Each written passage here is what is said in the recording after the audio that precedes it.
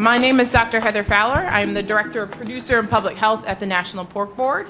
In this role, I oversee research as well as education and outreach as it relates to public health very broadly, which includes antimicrobial use and resistance, which would definitely encompass Veterinary Feed Directive rules and activities. So I wanted to give you guys a brief background on kind of what we've done at the National Pork Board around antimicrobial use, resistance, education and outreach, as well as research.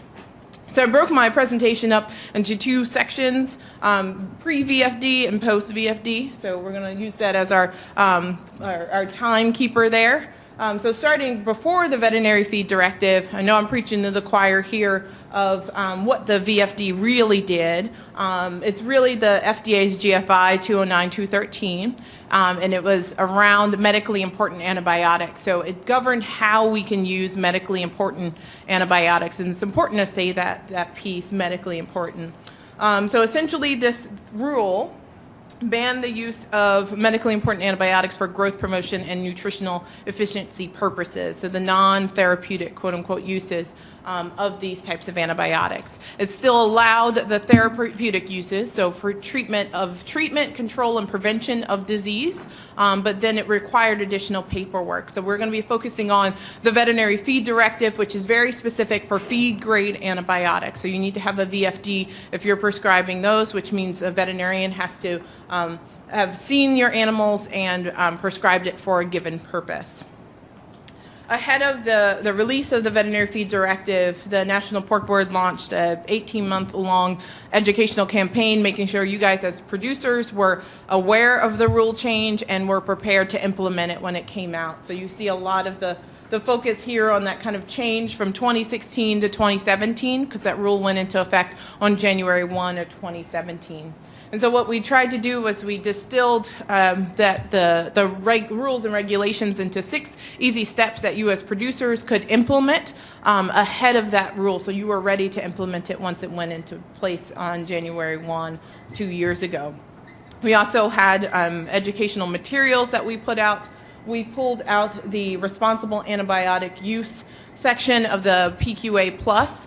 If you remember, there's a chapter on public health that covers those responsible use guidelines. So this little handout, the supplement to PQA, really went over, again, what the VFD was, how you needed to prepare, and then reminded you of those principles and guidelines around responsible antibiotic use.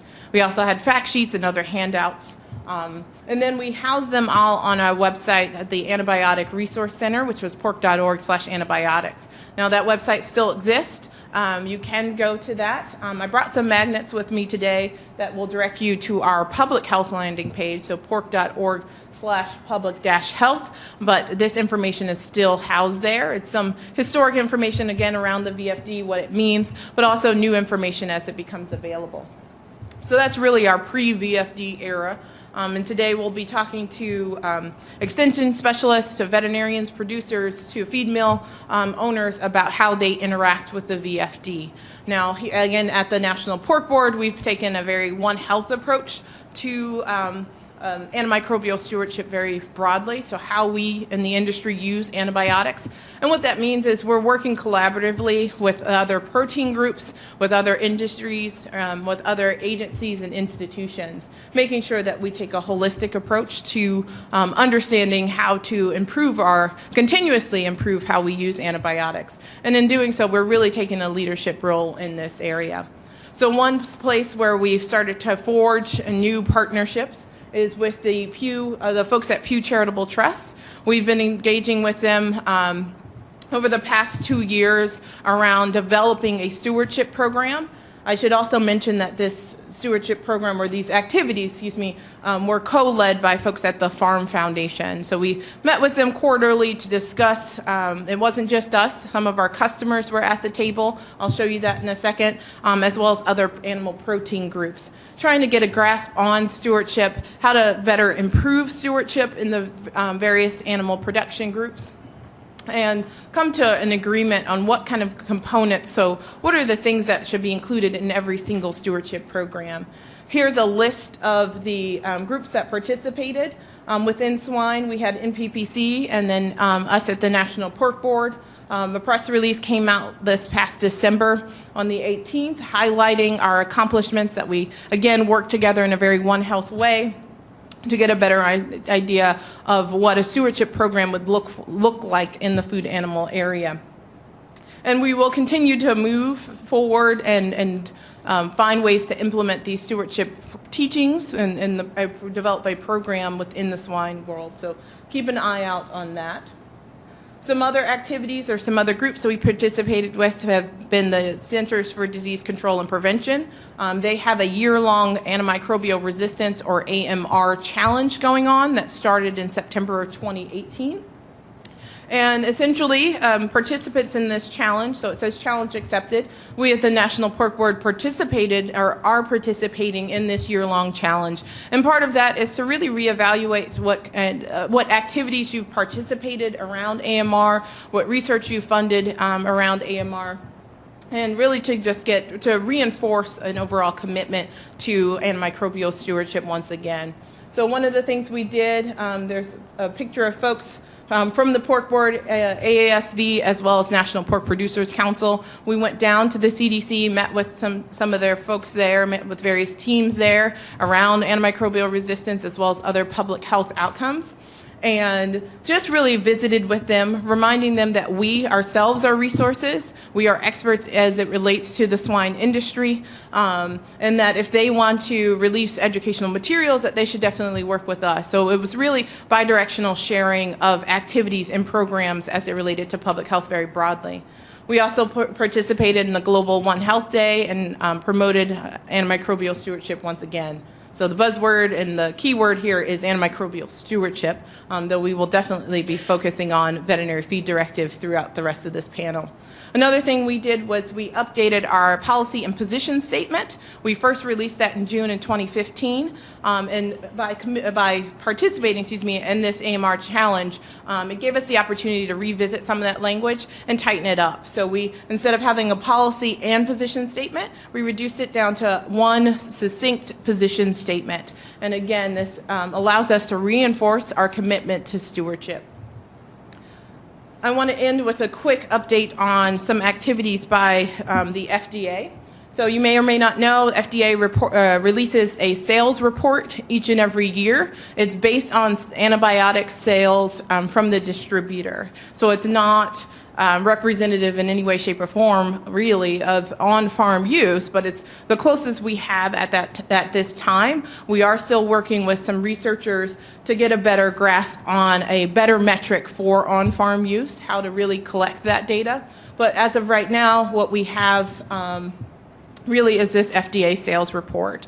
And we've been tracking it each and every year. I have some of the key findings over the past couple of years listed here. But what you can see is from 2015 to 2016, we saw a marked decrease, and also in 2017. So between 2015 and 2017, we saw a 43% decrease, and between 2016 and 2017, we had a 33% decrease. Now remember that veterinary feed directive went into place on January 1, 2017. So this is the first year of data that shows the impact of that rule, and it shows that you guys as producers were implementing that rule on your farm. It's also important to point out that this 2017 level is actually the lowest that they've seen since the inception of that program in 2009. In December of the same year, FDA also released their 5-year plan for the future, and I wanted to highlight, I've highlighted here in green, the different areas that are pertinent to you as producers. And so over the next 2 slides, I just want to highlight some things that are coming. We at the National Pork Board are here to help you, again, implement those rules as they come out. We're also working directly with folks at the FDA to get a better understanding of these rules, and it will likely go through a comment period where we would participate and other colleagues in the swine industry would participate. So the first one that some may not have expected is the medically important antibiotics. So right now, feed and water-based antibiotics. You have the veterinary feed directive for those medically important. You have the veterinary feed directive and prescription. Now they're going to move those injectables, or I guess oral gavage is definitely under there too, but most primarily those injectables. So all remaining medically important antibiotics will fall under the purview of a veterinarian. So that's one thing that they're going to move into public comment and then try to implement in those the upcoming 5 years. Also, they're trying to get better understanding for some of the drugs that don't have that great of a duration of use. So the important thing to remember for stewardship is we need the right drug, for the right bug for the right amount of time. So looking to close that gap around duration of use for some of the antimicrobials. They're also going to encourage the development. Now, what exactly encourage development of alternatives means, who knows, we'll see in the next coming years. But the thought is maybe they'll fund research or in some way, shape, or form, maybe even change the regulation around permitting a new drug to come out on the scene. But they are looking into ways to encourage development of new alternatives. Also, we'll have a speaker present on their experience with the VFD audit. So they're hoping to publish some of those key findings, trying to better standardize the process. So you'll hear some about maybe the process right now is not as standardized. Looking to, again, publish those results in the near future. They're also, again, trying to get a better understanding of on-farm use. Right now, again, we have sales data. There are some pilot projects out there, one being sponsored by or for a swine researcher, Dr. Peter Davies, who we've supported in the past as well, to get a better understanding of what on-farm use really looks like. What's the denominator look like? Is it pound of pork produced? Is it number of head, etc.? Oops, sorry. And then they're also planning to expand NARMS to different species as well as expand sampling. So if you remember, NARMS is really focused on retail meat. It tended to be really poultry heavy. So there's the potential of collecting more pork samples there. And then finally, they hope to integrate all of these findings into one, I'm assuming, massive report, but essentially have the programs not be very separate programs, that it's kind of a one-stop shop of sales data, metrics for on-farm use, but also understanding how the VFD rule is implemented and being used. We also continue at the National Pork Board to develop materials that are helping you as producers. So if you're considering transitioning to RWA or raised without antibiotic production, we have a self-assessment tool that we encourage you to walk through. Ask yourself the various questions included on this fact sheet of whether or not you're truly ready to make the transition or if you truly want to make that transition. Finally, as a pork board member and the head of the Producer Public Health Worker Safety Committee, PPHWS, I encourage you to look into getting involved and even signing up to serve on one of these committees. So now that was, again, just a quick overview of our activities at the National Pork Board as it relates to the Veterinary Feed Directive, but also antimicrobial stewardship very broadly.